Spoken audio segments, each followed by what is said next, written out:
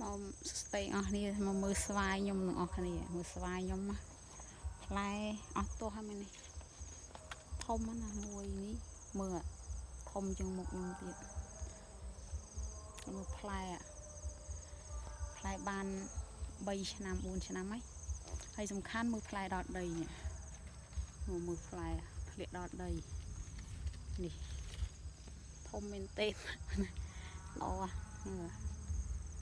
ធំជាងមុខខ្ញុំទៀតបេះយកផ្ញើមីងនេះមើលហើយគៀកដៃមែនទេឃើញធំណាមកក្តាប់ចាប់អត់អស់ហើយនោះផ្លែប៉ុណ្ណានៃធំមែនទេមួយចូលចិត្ត1 គីឡូជាងដែរមើលធំល្អឆ្នាំផ្លែល្អមែនទេផ្លែសពគ្រប់ផ្លែធំមុខផ្លែ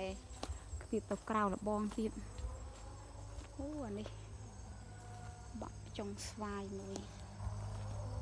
ឡើងតឹងបេះឲ្យបេះអស់ហើយក្មេងៗបេះឲ្យក្មេងៗបេះហូបមួយមុនវាជុះអស់ហើយចេកក៏ផ្លែចាស់ហើយឆ្នាំនេះបបោសរបស់ញ៉ាំនេះមើលនេះមើលឃើញសិតស្វាយនោះឃើញនេះអូច្រើនណាស់ស្វាយពេញដើមមកបាទខាងនោះជាងនោះទៀតចាំមើលខ្ញុំនាំទៅមកកន្លែងទៀតខានមកប្រហែលថ្ងៃកន្លែងជាប់